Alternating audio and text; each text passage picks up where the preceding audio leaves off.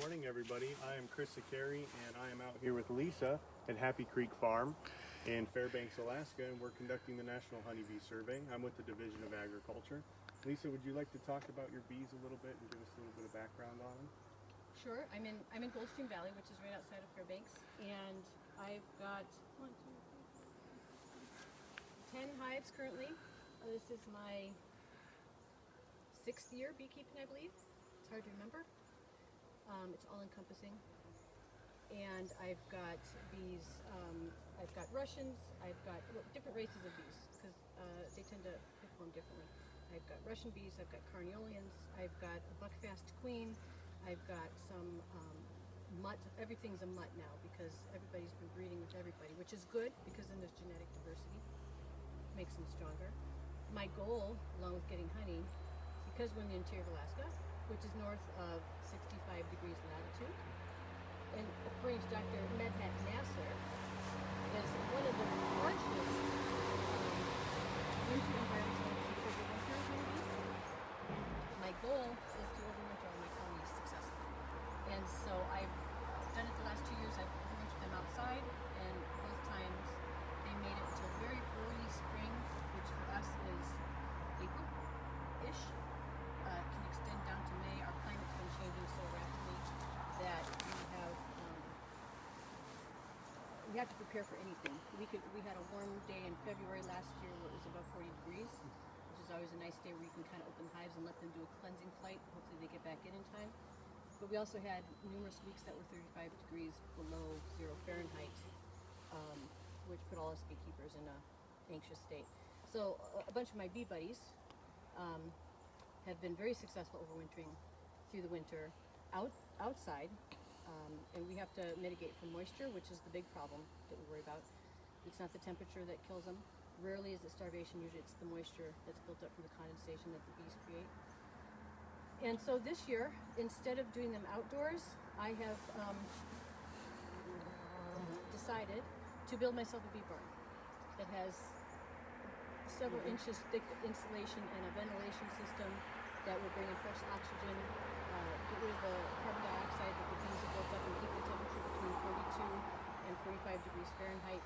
And I'll be able to actually just take my hives and put them in the bee barn instead of what I've been doing, which is bunching them together, wrapping them with 2-inch foam insulation, and then foil bubble wrap, and then hive wraps I've made with 8mm plastic with R20 bat inside, and then put little 2-inch PVC pipes downward at almost a 45-degree angle to the side of the hive in order to help with ventilation on the top, and then an open bottom so that they can get some fresh air. All that is to avoid moisture in the hive, right? Right. Okay. Yep. What is the purpose of overwintering? What does that help with? So Alaska imports, we say import, but it's actually from California, thousands and thousands of boxes of bees. And I think it's more than any other state, from what I understand. And they come up, and when they come up, they bring with them the problems that they have down in lower 48. Lots of exposure to pesticide, Varroa mites, nosema virus, and such. And when they get here, they're stressed, they're tired. They have a queen that's been put with them that didn't belong to that colony. So when we get them, they don't come here until about April. And by that time, if our hives were here during the winter, the queen starts laying after winter solstice, and then there's brood that's ready to go as soon as the days are warm enough. When we don't overwinter our bees, we have to wait till about April to get a box of bees, hive them, and wait for that queen, give that queen some days to get the workers some days to get used to that new queen, and then she starts laying. So we miss about a month, 2 months of laying when we ship them up, along with the diseases. And so when we have bees that overwinter, we get a stronger genetic profile. And I'm convinced, I have a theory that not, in my lifetime, much before the end of my lifetime, that we'll end up having some wild honeybees up here. I know we have lots of bees, but not honeybees. Mm-hmm. They're not native to this area. Right. So genetics, then also controlling for Varroa, and controlling for, mitigating if we get nosema. Yep. And can you talk a little bit about those for people who aren't familiar and how you prevent those? Sure. Varroa is a mite that looks like a little Dungeness crab. it's red, it's tiny, and it feeds off the, I'm going to say this word incorrectly, vittigellin, that is inside the inner exoskeleton of the bee. And so someone has told me the equivalent would be to have a squirrel on your shoulder sucking out your blood. And when they get mites, the mites tend to house themselves underneath the belly of the bee, and they exhaust the bees. You know, their immune systems go down. They have to work harder just to stay alive. The lifespan decreases. And so we can do several things. We can get the hive temperature up to 115 degrees Fahrenheit. That'll kill the mites. We first should be screening to see if we have them. So on the bottom of my hives, there's a screen, like the green part of the bottom board. And underneath there is a removable piece of white cardboard material. And I can pull that out and stick it under my microscope and look to see if there are mites. And I can do a mite wash, which is taking about a cupful of bees, sticking in them in some rubbing alcohol, swishing them, looking at the liquid that comes out, and the mites will have fallen off. So we can get the temperature up high to get rid of them. We can use oxalic acid vapors, which a lot of us use up here, which is sealing the hives in that oxalic acid is a natural substance that comes from mangoes, I believe. Mangoes are another tropical fruit. And it doesn't hurt the bees, it doesn't affect the comb or anything, but it does kill the mites. We can do things like a wintergreen supplement where we put wintergreen patties and pollen patties made with wintergreen, and then add some of their own honey with some wintergreen oil, and as they ingest that, that will reject the bodies will reject the mites. We can do powdered sugar sprinkling that causes the bees to hyper bloom each other, and that'll remove mites. But our season is very short. Right.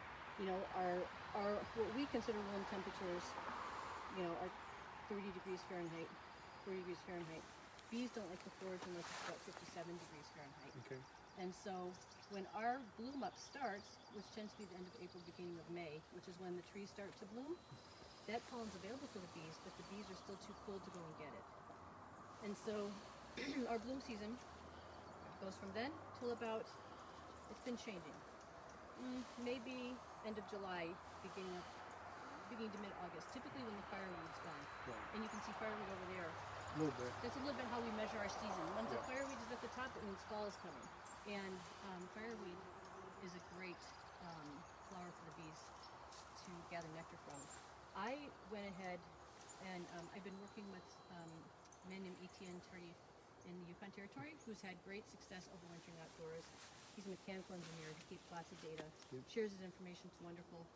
And been learning about bee nutrition, where some flowers are better than other flowers, and then also planting. And so behind you, you'll see a lot of clover, and the clover lives longer than the fireweed. Right. So for many beekeepers, this season has ended for them, but for me, they've still got nectar sources out there because the clover will live a little longer. Okay. And so we went from mites to flowers to where? Oh, Where now? Where now? It's improvisation. The purpose of overwintering. Oh, yes. Yeah. So Gives them a head start. it gives them a head start.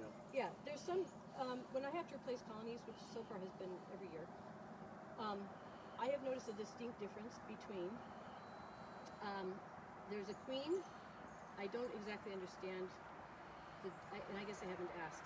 There's a man in Palmer and Keith Malone who says he breeds Alaskan queens, and there is no race called an Alaskan bee. Right. Although Randy Oliver, who's a great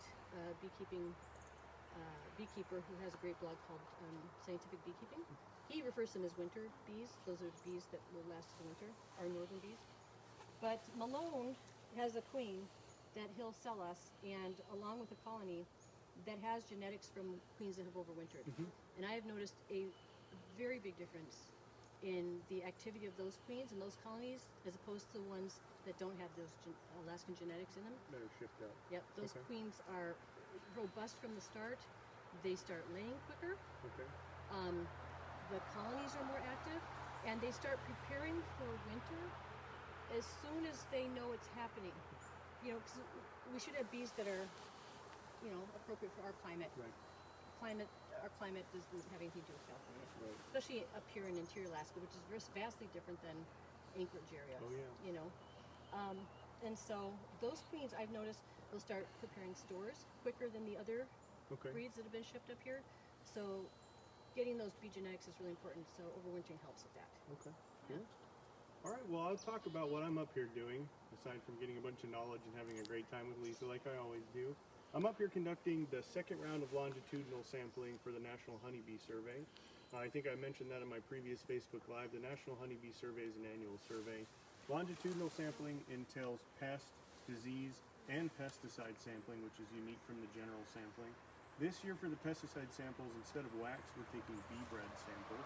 So I'm interested to see how that works out with the pesticides that are picked up. Essentially, I'm going to walk you through our sampling here. We're going to take a frame out of a hive. We're going to open up the hive, and we're going to move towards the center, which is where there should be more open brood frames and better likelihood of finding what we need for sampling. I'm then going to take that frame, knock it into this box, and I'm going to take 1/4 cup of bees as a live sample, put them in this container right here. Then I'm going to take a 1/4 cup of bees and I'm going to put them inside an alcohol wash, which is what Lisa was talking about, to test for mites and things of that nature. I'm going to take bee bread and I'm going to keep it in this container, this sampling vial right here. For pesticides, you always want to keep things covered from UV because UV is going to break them down very quickly. This is going to be a knock sample tray. Purpose of the knock sample is to get open brood and eggs and debris from the hive. Put it in here, it's then going to go into an alcohol wash. That's pretty much what we're doing out here in a nutshell. So we'll start getting into a hive and show you guys the process and get rolling. So there's been some debate as to how many hives we sampled last time because Lisa had to do some changes, so our stickers aren't there anymore. So we're going to improvise just a little bit, but we're going to roll with it. So we'll get into the first hive and I will have my intern Grace come and start doing that. All the hives are in the same exact order, same place as they were when you first came. Okay. I'm excited to get pesticide results because we up here have had a lot of issues in the last few years with mosquito sprays, Right. which are a specific spray that is marketed to kill our well-known Alaskan mosquitoes that have a reputation. They're a pain in the butt, but they don't carry any diseases. We've been smacking them for years. And the mosquito sprays have specific DEC regulations, the mosquito spray companies, that they have to follow. And some of the points on the material safety data sheets for these chemicals say highly lethal to honeybees, also aquatic life, birds, livestock, dangerous to humans and such. And so our apiaries, we have, I don't know, maybe 1,500 apiaries in the area. An apiary is where people keep their hives. And we have had in the last few years, well, so last year I was keeping track, and we had over 40 apiaries die after a spray. And what happens is, if this is my apiary and my neighbor sprays for mosquitoes, that spray it's not done in specific areas, it's done all over, and it drifts into my area. And then bees will forage up to about 3 miles or so to get nectar. And so if, whatever flowers or blooming sources are sprayed, that chemical gets on there, and then the bee ingests the pesticide. And so what we have commonly seen is particularly at the height of summer in July, when the colonies are real active and moving around a lot, there'll be a spray, and we'll know because there's a sign put out front, or we'll smell it. There's a smell to it. And we'll find a lot of dead in front of our hive with their tongues sticking out. So going from gigantic, robust colony to lots of dead, and the ones that are still alive looking intoxicated, And lethargic, falling off the edge of the hive, not knowing what to do, running into walls. It's heartbreaking to see. And so that's one of the reasons I volunteered to do this, is because I wanted to get all my bees tested to find out what they've been exposed to. Right. Because I can better keep them healthy. Yeah, that's what we're out here to do. We're out here to take samples, get results, and help the beekeepers of Alaska. So make sure you register your hives and volunteer to get sampled. So we'll get cracking. Grace, you want to go ahead and open up the first hive? We'll kind of walk them through the procedure. And Lisa, can you talk about what's going on up here? Oh, sure, yeah. So I have polystyrene hives. This is polystyrene. It's made in Finland. And then this is a traditional wooden Langstroth hive. The second box in the bottom is polystyrene. And I moved to polystyrene because it's better insulated, and people in the far north tend to use polystyrene. Most people in the U.S. use wood, but it's for insulation. And I love these. They fit together like Legos. So we have here, this is a great feeder. Even though you'll see some dead, traditionally the hive feeders are put inside the hives, and you'll have lots and lots of drowned bees. This way they don't drown. A couple of them did actually. And so when I pour in syrup, which has to be done at the end of the season in order to keep them alive and to prepare their winter stores, so a little sugar syrup with some essential oils and stuff, those bees that are right here at the end can go down, drink, and take that into the hive. Okay. And so when I come through and do a feeding, which has lately been every day, because all the honey's been full, I'll clear out any bees that have drowned, and then add the syrup. Okay. They love it. And the purpose of that is preparing for winter as the season closes. Is that correct? Right, Okay. right. And so that syrup is a 2-to-1 mixture. 2 part sugar to 1 part water. But also in that is some spearmint oil that helps repel things like mites, which can build up in our winter hive. Lemongrass that attracts the bees. I add zinc because zinc is one thing that bees need to develop that vitigelin and become what's called a fat bee. Okay. And the more vitigelin they have, the longer they live. They can live up to 10 months, according to Randy Oliver. If we could get a bee living 10 months because they've got that thick vitigelin in there, that's fabulous. Then our winters are going to be fine. I'll also put some chaga tea in there, Okay. just for trace minerals, and it just helps the bees be healthier. And so, you want me to take this off? Yeah. Let's open it up and So get rolling. whenever I'm taking care of my bees, I always go slow. It takes forever, but I always go slow. And I think they know me, although I washed my bee suit today for the first time in years, so it probably smells How like. dare you? Yeah, I know. It doesn't smell like me. It smells like detergent. So here they are, and I've got 1, 2, 3, 4, 5, 6, 7, 8, 9 frames in here instead of 10 because as they're building up, sometimes they want a little extra room to build some more comb. And they've already established stores in all the bottom boxes, Okay. and so this is extra, You which is think great. we'll find open brood up here on top? I know that there's brood. Yes, as of yesterday, there was brood in the first 3, not the 4th. There was some in the 5th, and the rest of them. For the top boxes? Or the Actually, bottoms? yeah, the ones, yeah. This one will not have. The second one will not have brood in the top box because there's a queen excluder. Okay. Keep queen in the bottom. Can you explain that? Sure. So on this hive, between the blue box that's on the bottom and the black box, the wooden box, I have a little metal piece. I don't think you can see it. It's a grid. It's a queen excluder, and the spaces in between the grid are too small for the queen to travel through. The queen is quite a bit bigger than the workers. These are all workers. Some of them you'll see are real small. They're like the babies that recently hatched, like over here. And then we'll have some drones. Most of the drones have been kicked out. Their purpose is mating. And then afterwards, the workers, which are all female, will kick the drones out because the drones eat a lot. They're larger as well, They're right? larger and they Okay. eat a lot. Yeah. And so this one does not have a queen excluder, so the queen has been allowed to lay eggs up here as well as in the bottom box. Okay. Yep. All right. Let's get into them. Do you want to start from, you think the side is okay to start from with all that extra comb built up there, or Yeah. you want to start from this side? I would start there. Do you want to do it or do you want me to do it? Why don't you go ahead and start? We'll let her get into the first one, yeah? Okay, all right. Awesome. All right. So here's a drone. Here's a good example of a drone. See the really big eyes? This one right here. Come on, guy. He's probably wondering what the heck's going on. Why is anyone taking care of him? Drones don't sting. Got him? Oh, I can't get him up. There we go. Here's a drone. Real big eyes. He doesn't have a stinger. He's a male bee. And then on the other side is and the rest of them are females. They do sting. But they're not aggressive. They don't come after me. There are wasps, like this one. You'll see some yellow jackets around here that are really trying to take advantage of the sugar syrup and anything else. There's black or bald-faced hornets that like to hang out and go eat the bees. Here's another drone.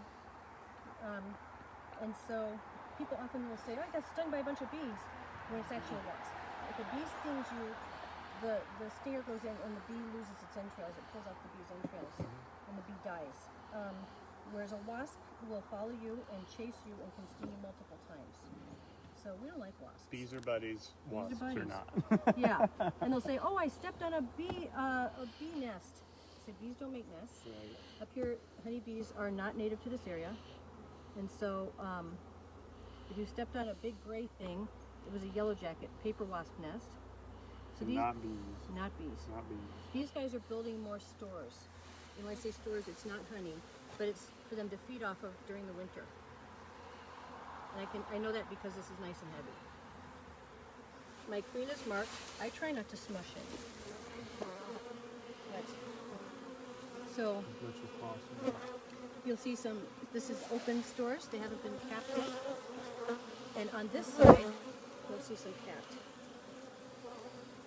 You can See definitely how tell it's- the difference. Yeah, how it's flat. And when there's honey, the honey is not flat and indented like that.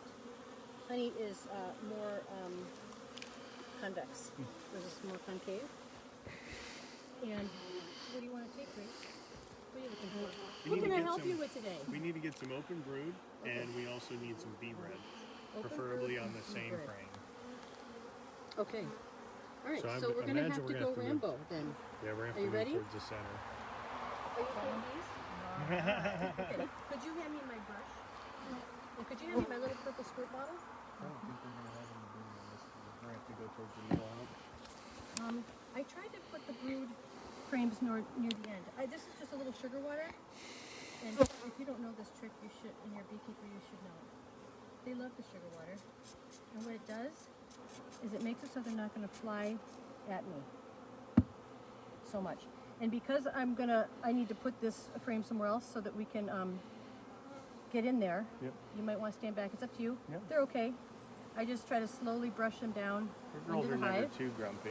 Many of them are like not pleased. Well, I don't know if they're not pleased. They're just not, this wasn't in their plans. Yeah.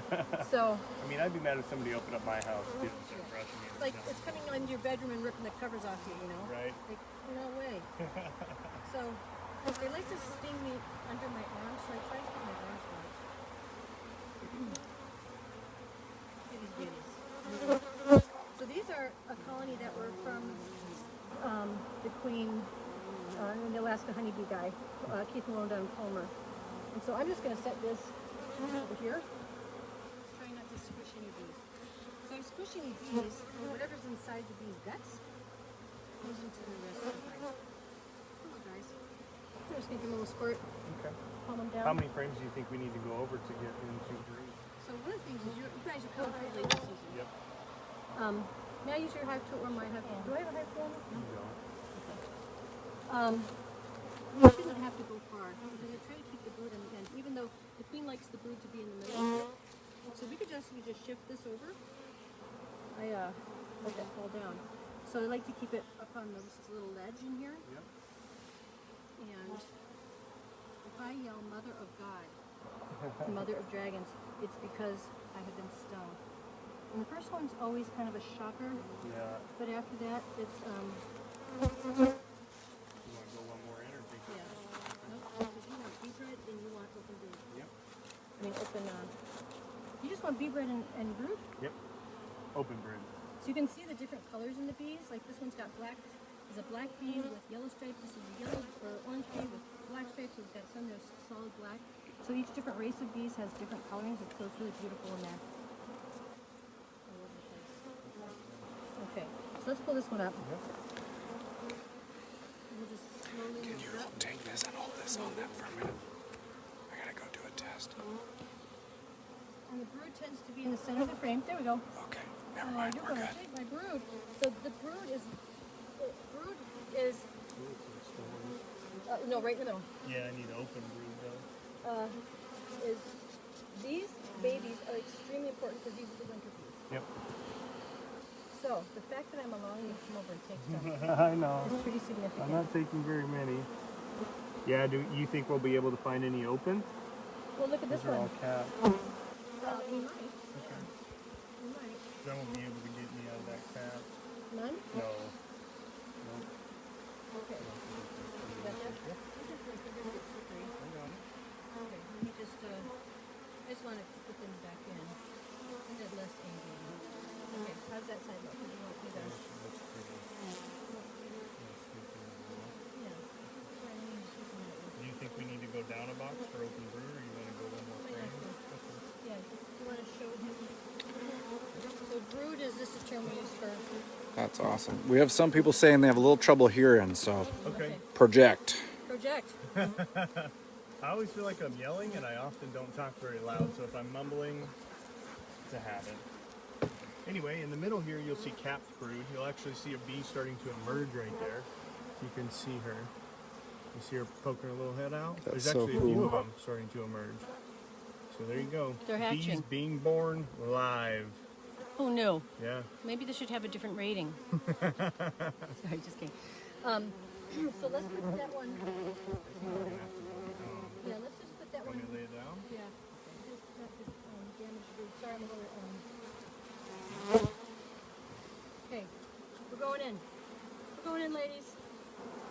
Okay. All right, so we're gonna go another box down. Okay. And so what I want to do Yep. is I want to move. I want to keep this as close as possible because the queen could be anywhere. Yep. She is most likely to be somewhere that. Could you pull that open feeder right there? So I've got some pollen in open feeders because some pollen substitute because the bees have no source of pollen right now, and a lot of beekeepers make pollen patties and stick them inside the hive, and the bees would actually rather have an open feeder where they can gather pollen like they would naturally. This is a pollen substitute that has vitamins and minerals in it, and they'll fly in there, fly around, gather their pollen, and they actually use it to make bee bread. Can I explain to them what bee bread is? Bee bread. I'm going to move this side. Are you sure? Yes. I don't really understand it fully myself, to be quite frank with you, Lisa. You would like to give a better explanation than I do. Okay, yeah. It's used to feed the adolescent bees, right? Is that correct? So, I'm still new here. This is only my second season doing any bee stuff, so I don't know everything by any stretch of the imagination. But how we learn is by talking to beekeepers and Googling things that we don't understand. So if somebody'd like to Google that and leave in the comments, that'd be top notch. Because Lisa's focusing on bees right now. As she's covered in this. Another thing we should talk about is why is it such a risk to get the, I mean, we're always concerned about the queen. A lot of keepers will mark their queens, so that way when you go into the hive you see her. They're notorious for rolling under the bottoms and sides of frames, and one of the biggest mistakes that amateur beekeepers or new beekeepers will make is killing their queens by rolling them, putting in and out of their frames. Also, the queens can't fly. So if you're taking out a frame and you drop the queen on the ground, chances are she's not going to make it. So when we're opening up hives and we're going to take samples, we're always cognizant of where the queen is trying to pay attention. When we're pulling out a frame, that's the number one thing that we're looking for is the queen, first of all, and then what we need for the samples. I'm smoking myself. You? No, Smoke I'm just with the smoking gum, myself Lisa. because we're inevitably going to get stung, which is okay. Lots of people actually do it intentionally.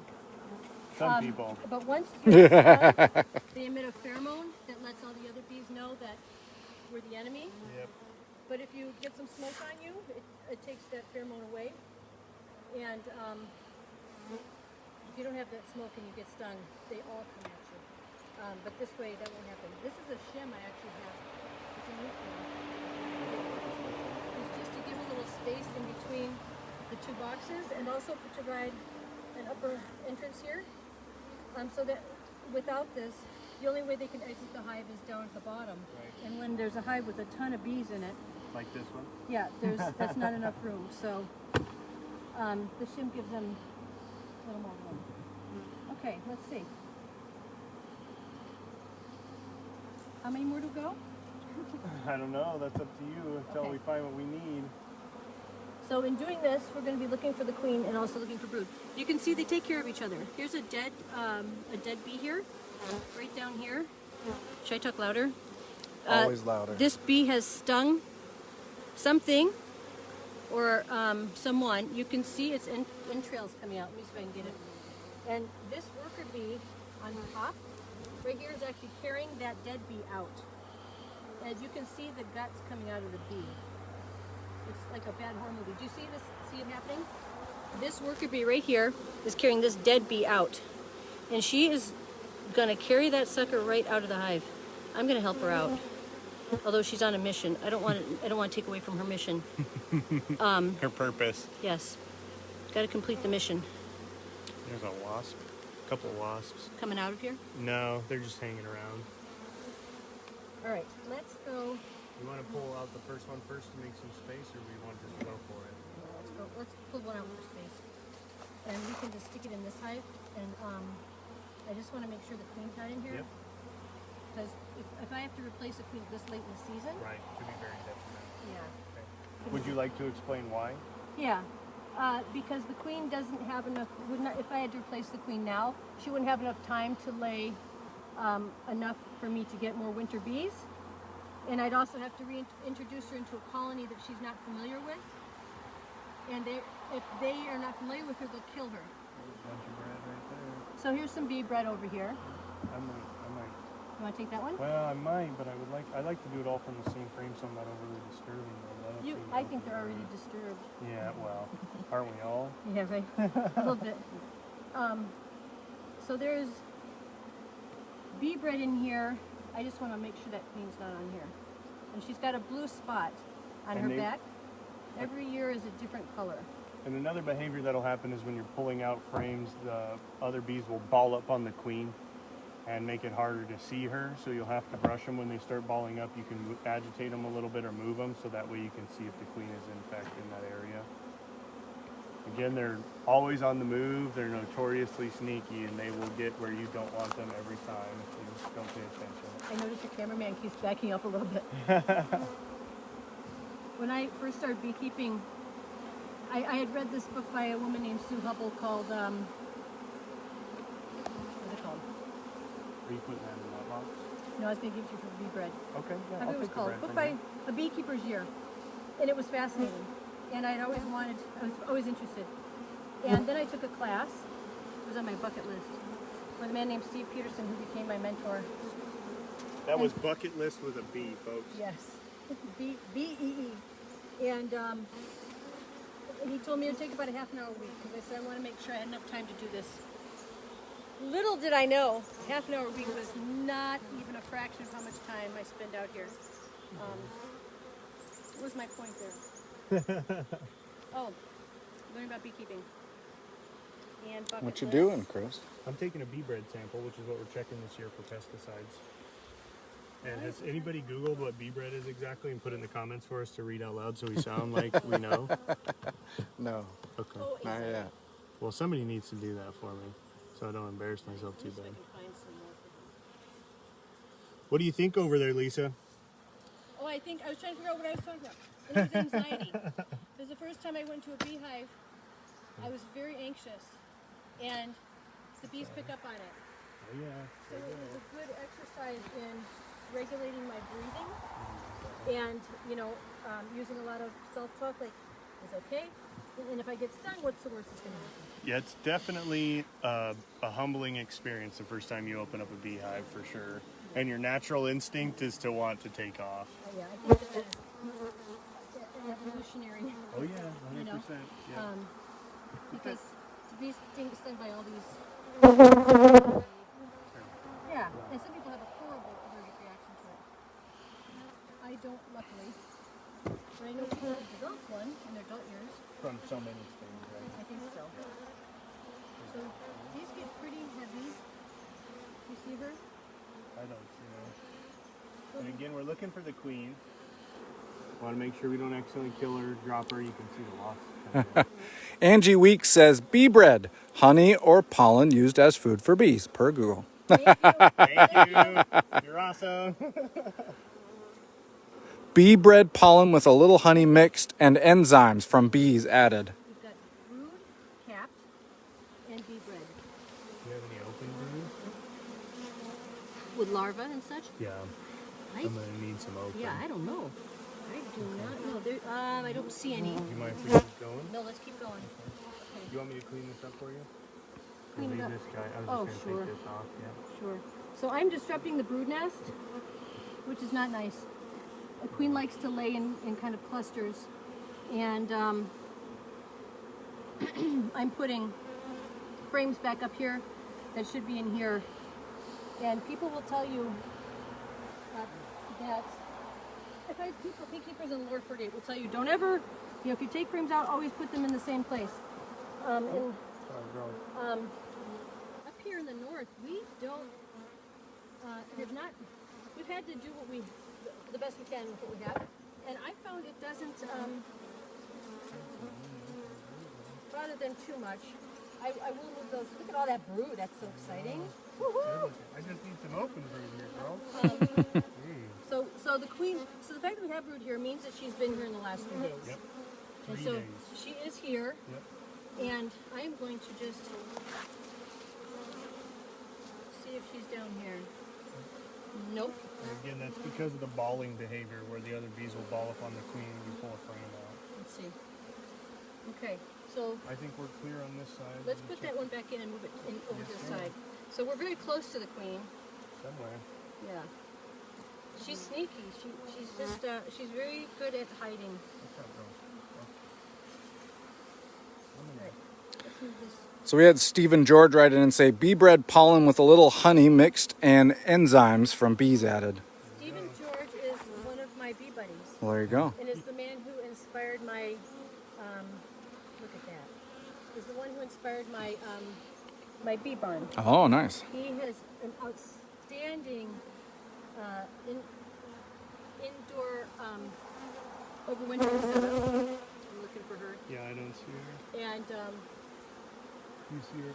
Oh, we got some open brood over here. got some I can open take brood. this one, yes. Okay, That so would be let, perfect. just let me just. I need the bees too, though.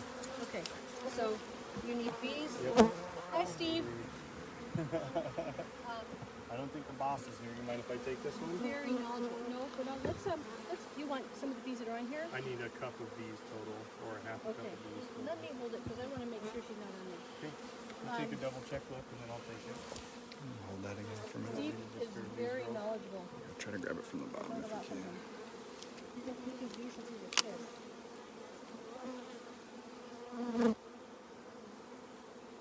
I don't see her. Yeah, no, I didn't see either. her there. We dropped that ball, but I don't think she was on there. And sometimes it helps to like hold it like this. But I'll tell you that blue spot or red spot, Oh, it's whatever. easy to see this here with Yeah. the blue, yeah. Okay. Let me know when I'm good. Yeah. I'll go for the rest of it. Okay. Are you gonna take them all? No. Okay. Let me brush off the ones you don't need. Well, we'll put them back. I'll put Okay. them back. So this is my least favorite part of this entire process. And I'm going to need your hands. Will you need? Here. Can I put these frames back in here? Absolutely. Okay. Chris, for a second, can you hold that just right outside of here?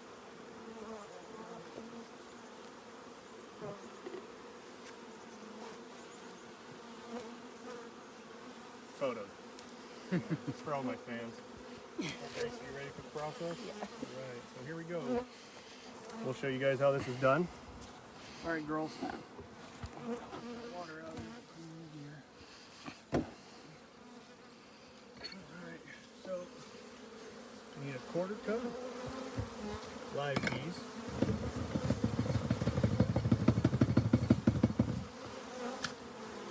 Quarter cup of alcohol wash.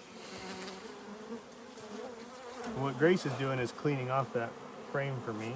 Did you tell them that you're doing a mite wash? Yep, that's what the alcohol wash is for, is to look for mites. But it's pretty easy for us to do on our own. And we already got the bee bread earlier from a different frame. So I'm going to do is trade Grace and give her that back. And the side effect of doing this, of course, is bees die. It's my least favorite part of my job, but it has to be done. And I've been told to think of it as equivalent to a blood sample, where the bees will Why don't you put regenerate the it top one? very quickly. So I'm doing here is a knock sample. I'm trying to get brood or eggs from the hive. Just a little bit. We're going to get honey all over our stuff because we're later in the season here, so they're going to start coming in this tray to try to clean it up as I go along. Probably do one more on the other side.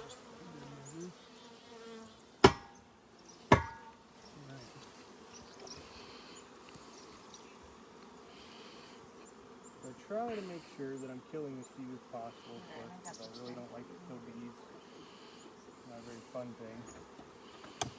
Thank you. He's gonna do this every frame, isn't he? Huh? He's gonna do this every hive, right? Yep, Maybe your forever. same from every hive. Oh, I was just here not too long ago, you remember? I know. It's hard to remember. I know. It's been a rainy summer. I know, very rainy Rainy and summer. cold, and there's been a lot of bee management necessary. And how does the rainy summer affect your beekeeping? You want me to put these frames back in here for you? Lisa? Yeah, right there. In the middle? Yeah. Okay. So the bees won't forage when it's raining, which means they're not going to go get what they need for food. And we've got rain for 3 or 4 days. That could kill a whole lot of bees. Because obviously very small, high metabolisms. And so when that's going on, we have to make sure to add a supplemental pollen patty, a pollen supplement patty. Pollen patty, that's actually a pollen supplement. And some sugar water so they have something to feed the new bees. Otherwise they don't have anything to feed the new bees or themselves or the queen. And so we've had a lot of rain and a lot of cool temperatures. And like I said before, if it's, you know, we have had, many of us up here have had bees flying at 20 and 30 degrees Fahrenheit. Even, you know, a bee buddy of mine, Sean Aldrich, has a picture of a bee flying out of his hive at 21 degrees Fahrenheit. Which he took after he talked to a beekeeper in North Korea who said they won't do that. We see this kind of stuff pretty frequently. That's uniquely Alaskan, right? Yeah, but they're not foraging at that temperature. They'll come out and do a cleansing hive. A cleansing hive means they're coming out to poop because they will not defecate inside their hive.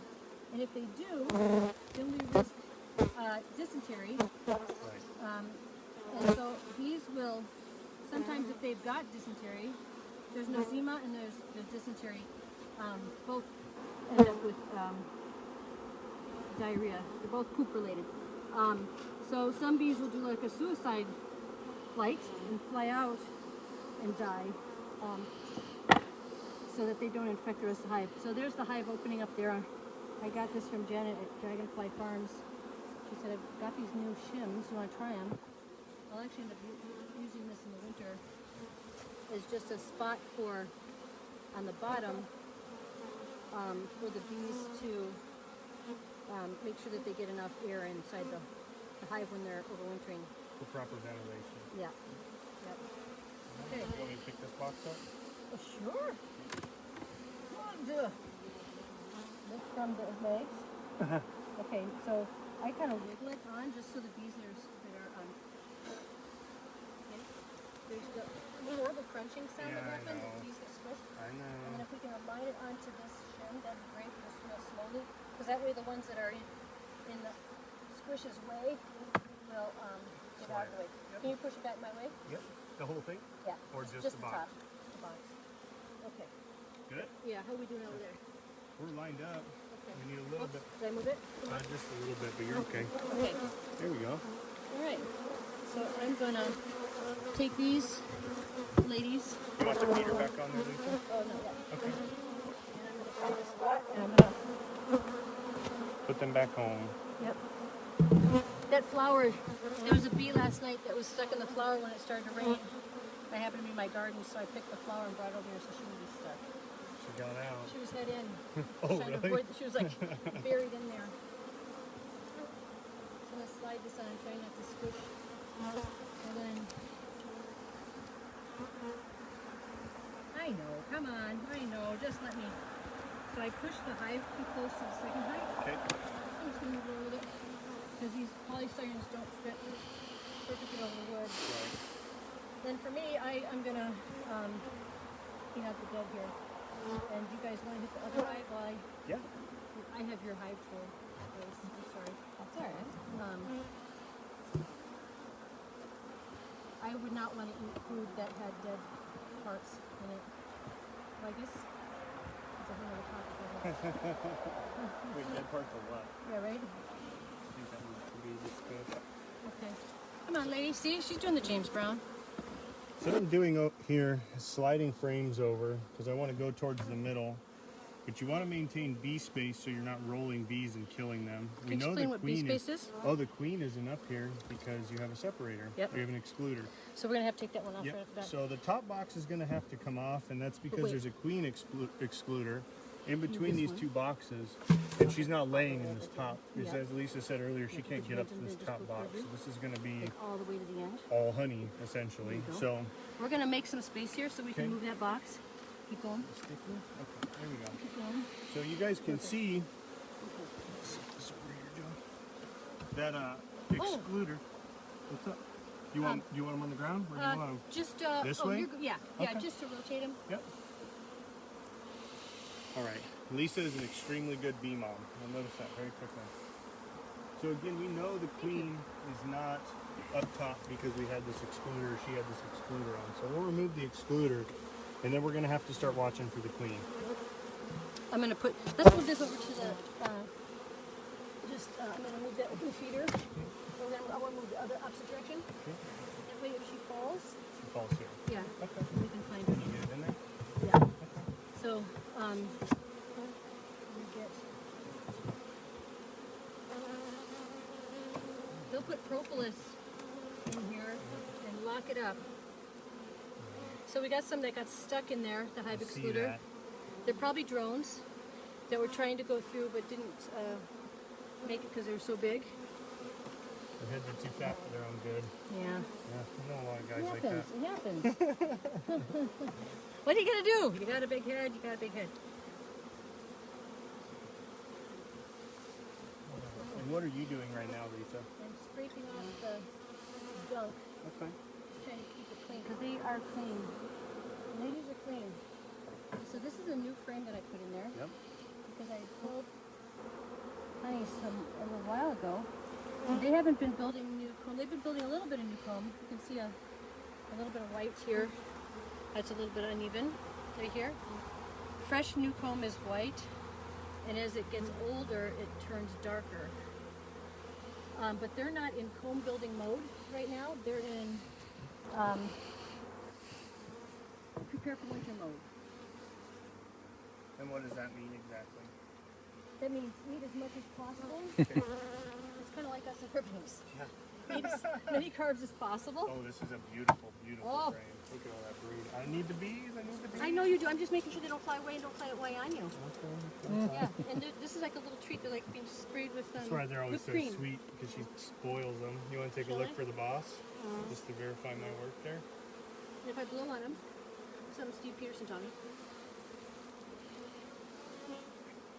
it'll separate them and they'll all clog up together. Beautiful frame, ladies. I know it's. Look at the wasp. Look I at know that they're wasp. all over it. Get up.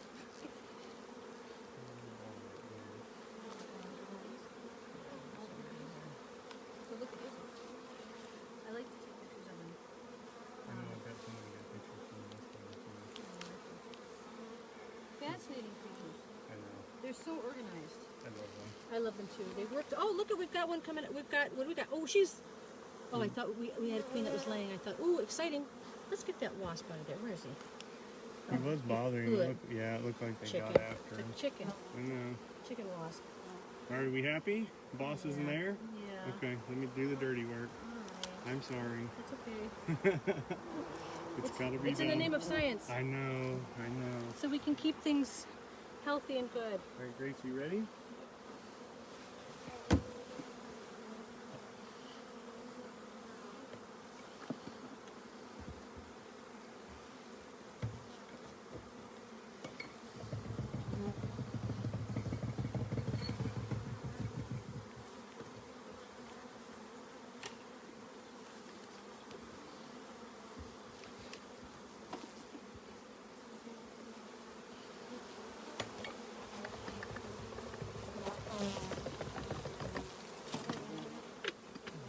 So Grace is going to clean that off for me, and then she's going to put these other girls back in their house. The first thing I'm going to do is take some bread again. Should be going inside the pile and inside So you want these in the top box again? This one in here. So you want me to show you how to? Sure. I'll just You go in. They're like cats.